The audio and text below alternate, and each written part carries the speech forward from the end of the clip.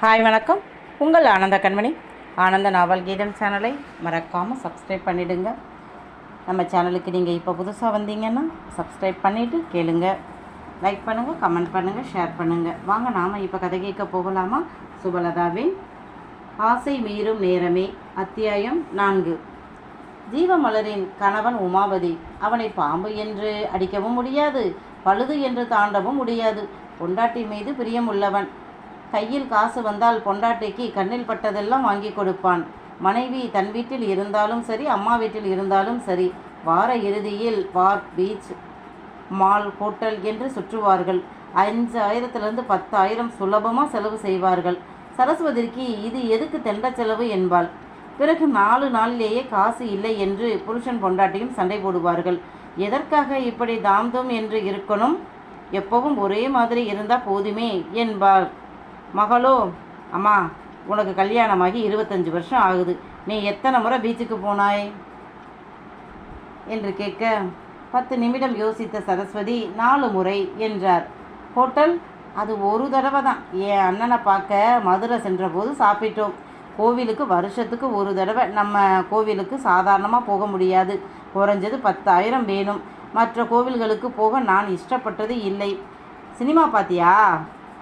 நீ வயிற்றில் இருக்கும்போது ஒரு படம் நானும் அப்பாவும் பார்த்தோம். அதன் பிறகு தேவி வயிற்றில் இருக்கும்போது நம்ம பக்கத்து வீட்டு கீர்த்தி, அவள் அம்மா அண்ணனோட தேட்டருக்கு போகிறா என்று நீ என்கிட்ட வந்து, அம்மா தேட்டர்னா என்ன, எப்படி இருக்கும், கீர்த்தி போகிறா, நானும் போகவா என்றாய். அப்போ உனக்கு 7 வயசு. சரி, உன்னை தனியாக விட முடியாமல் நானும் அவங்க கூட உன்னை கூட்டிக்கிட்டு போனேன், அவ்வளவுதான். 2 சினிமா பார்த்திருக்கேன் என்றார். நாங்கள் என்று ஜீவி கேட்க, அதெல்லாம் எண்ணிக்கிட்டே இருக்க வேண்டியது தான் என்றார். மாமியாராக இருந்தால் எண்ணி இருப்பாய், அம்மாவாக இருக்கிறதுனால காசை தண்டமாக செலவு பண்ணாதீங்க என்று சொல்கிறாய். நானும் நீ அம்மா என்பதால் இவ்வளவு தூரம் விளக்கம் சொல்கிறேன். இதுவே மாமியாராக இருந்தால் உங்கள் மகன்கிட்ட சொல்லுங்க என்று போய்விடுவேன். வாழ்க்கை என்பது ரொம்ப குறுகியது. நமக்கு பிடித்த மாதிரி வாழணும்.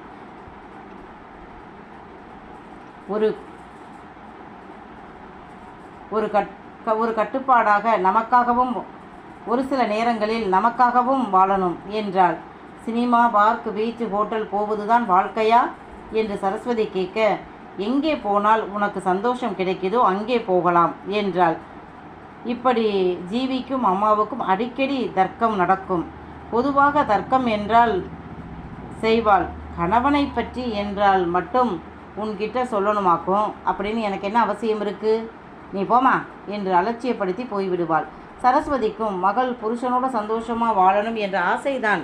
நீலகண்டனும் சரஸ்வதியும் நடுத்தர வர்க்கத்து பெற்றோர்கள். தங்களின் சந்தோஷம் எங்கே இருக்கு என்று இதுவரை தேடலை. குழந்தைகளின் வளர்ப்பு, படிப்பு, அவர்களின் வளமான எதிர்காலம்தான் அவர்களின் சந்தோஷம். இயல்பான பெற்றவர்களாக இரு பெண்களின் திருமணத்திற்கும் ஒரே மாதிரி நகை, பாத்திரங்கள், 2 வீடுகள் தனித்தனியாக வாங்கியிருந்தார்கள். அதில் ஒன்றில்தான் ஜீவி குடியிருக்கிறாள், மற்றொன்று அவர்கள் வீடு. பேங்கில் கொடுக்கும் பணம், கார், நீலகண்டன் நடத்திய கடை வாடகைதான். இவைதான் அவர்கள் சொத்து. ஜீவிக்கு ஒரு பெண்ணும் பையனும். 2 குழந்தைகளையும் பெற்றோரே பார்த்து வளர்த்து விட்டார்கள். நன்றாக போய்கொண்டு இருந்த அவர்கள் வாழ்க்கையில் விதி விளையாடியது. உறவுக்காரர்களின் திருமணத்திற்கு சென்று வரும்போது பைக் ஆக்சிடென்ட்டில் நீலகண்டனும் சரஸ்வதியும் சம்பவ இடத்திலேயே காலியாகிவிட்டார்கள். தாய் தந்தையின் இறப்பை பெண்களால் தாங்க முடியலை. ஜீவி கணவன், பிள்ளைகள் என்று சீக்கிரம் தேறிவிட்டாள். தேவமலர்தான் தாய் தந்தையின் அரவணைப்பில் இருந்தவள் தவித்து போனாள். நீலகண்டன் சின்ன மகளை மகன் போலதான் வளர்த்தார். மகளுக்கு பிஸ்னஸ் ஆர்வம் இல்லாதது பெரிய குறைதான் அவருக்கு. கடையை பெரிய மருமகனுக்கு கொடுக்க அவருக்கு அவ்வளவு இஷ்டம் இல்லை. சின்ன மகளுக்கு கொடுக்கத்தான் இஷ்டம். ஆனால் சின்ன மகள் கேட்டரிங் எடுத்து படித்தாள். அவளுக்கு சமையலின் மீது தீராத ஆசை. சிறு வயதிலேயே புதுவிதமாக தாயை செய்ய சொல்லி வற்புறுத்துவாள். 15 வயதில் தானே சமைக்க கற்றுக்கொண்டாள். சரி, அவளுக்கு பிடித்ததை செய்யட்டும் என்று விட்டுவிட்டார். அப்பா, நான் ஹோட்டல் வச்சு நடத்துவேன் என்றாள். ஜீவமலர் தங்கையை கேலி செய்ய, இட்லி கடையாடி, வை வை, உனக்கு அதுதான் பொருத்தமாக இருக்கும் என்பாள். ஒன்றுமே செய்யாமல் புருஷனுக்கு பின்னால் ஒத்து ஊதுற உன்னை விட இட்லி கடையாவது வச்சு நடத்துகிறேனே, அந்த திறமை எனக்கு இல்லை, அதுக்கு நான் எவ்வளவோ பெட்டர் என்பாள் தேவமலர். போடி, நீ எந்த ராஜகுமாரனை திருமணம் செய்கிறாய் என்று நான் பார்க்கத்தானே போறேன் என்றாள். நீலகண்டனும் சின்ன மகளிடம் நீ யாரையாவது விரும்புகிறாயா என்று கேட்க, நோ நோ, அந்த முட்டாள்தனத்தை எல்லாம் நான் பண்ண மாட்டேன் என்றாள். சரி, நானும் தான் பார்க்கிறேன் அம்மா அப்பா எப்படி உனக்கு மாப்பிள்ளையை கொண்டு வர்றாங்க என்றாள் பெரியவள். ஏம்மா இப்படி சொல்கிற என்று அப்பா கேட்க, இல்லைப்பா, தனியாக தன் வாழ்க்கை துணையை தேர்ந்தெடுத்து பெற்றோர்கிட்ட சண்டை போட்டு திருமணம் செய்து கணவனுடன் அட்ஜஸ்ட் பண்ணி வாழ ரொம்ப தைரியமும் விடாமுயற்சியும் வேணும். கல்யாண வாழ்க்கை எல்லா பெண்களுக்கும் பூமெத்தையாக இருக்காது, கரடு முரடாத்தான் இருக்கும். அதற்கு பயந்து தான் இவளை மாதிரி கோழைகள் அம்மா அப்பா பின்னாடி ஒளியிறது. ஏன்னா திருமண வாழ்க்கையில் பிரச்சனை வந்தால் ஈஸியாக நீங்கள் தானே பார்த்து கட்டி வச்சிங்க என்று பழியை பெத்தவங்க மேலே போட்டு விடுவார்கள். இவளும் அப்படித்தான்ப்பா என்றாள். இதற்கு நான் இப்போ பதில் சொன்னால் அது நல்லா இருக்காது, வாழ்ந்துதான் காட்டணும் என்றாள் தேவமலர். அப்படி பெண்களை சுதந்திரமாக வளர்த்த பெற்றோர் இறந்த பிறகு தேவமலர் துக்கமாக இருந்த முதல் 3 மாதத்தில் உமாபதி தன் வேலையை காட்டிவிட்டான். அதாவது மாமனாரின் கடையை காலி செய்து விற்று பாதி பணத்தை அமுக்கிவிட்டான். மீதியையாவது அவள் கண்ணில் காட்டியிருக்கலாம். தேவமலர் சுதாரித்து கேட்ட பிறகு இது என்று பொய் சொல்லி ஏதோ கொஞ்சம் பணம் கொஞ்சமாக கொடுப்பான். முழுதாக அதையும் தரவே இல்லை. தேவமலர் கல்லூரி முதல் வருடம் படித்தபோது தாய் தகப்பன் இறந்தார்கள். இப்போது 3ஆம் ஆண்டு முடியப் போகிறது. ஜீவிக்கு கணவனை பற்றி தெரியும். ஆனாலும் சில நேரம் எதையும் அவனிடம் சண்டை போட முடியலை. கணவன் எதை செய்தாலும் மனைவிக்கும் பிள்ளைகளுக்கும் தான் செய்வான். அதை அவன் சம்பாதித்த பணத்தில் செய்தாலும் சரி, தங்கைக்கான பணத்தில் செய்தாலும் சரி. ஆனால் தங்கைக்கான பணத்தில் செய்வது அவளுக்கு பிடிக்காது. அம்மா அப்பா இருந்த வீட்டை இப்போது வாடகைக்கு விட்டாள். அது தேவமலரின் பெயரில்தான் இருந்தது.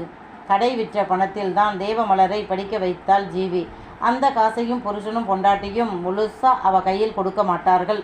அப்பப்போ தேவமலர் கேட்டால்தான் உமாபதி கொடுப்பான். அதை பார்த்துத்தான் பிள்ளைகள் அவங்க அப்பா தான் சித்திக்கு காசு கொடுப்பதாக நினைத்து கொண்டார்கள். அக்காவை பார்த்து முறைத்த தேவமலர், போதுமா, உன் புருஷன் இதுக்காகத்தானே பிள்ளைகள் முன்னால் காசு கொடுக்கறது? ஏய் மாண்டுகளா, அது என் அப்பா எனக்காக வச்சுட்டு போன பணம். அதை உங்கள் அப்பா எடுத்துக்கிட்டாரு, எனக்கு கொடுக்கல. என் பணத்தை தான் உன் அப்பா தர்றார் என்றாள். இதை பிள்ளைகள் கிட்ட சொல்லியே ஆகணுமா என்று ஜீவி கேட்க, ஆமாம், இப்போ சொன்ன மாதிரி இன்னும் 10 வருஷம் கழித்து சொன்னால் நல்லா இருக்காதே என்றாள். ஜீவிக்கு சீக்கிரம் தங்கைக்கு திருமணம் முடித்து அனுப்பிவிட்டால் நல்லது என்று தோன்றியது. அதன் விளைவு இப்போது அவளே உறவுக்காரர்களிடம் சொல்லி மாப்பிள்ளை பார்த்தாள்.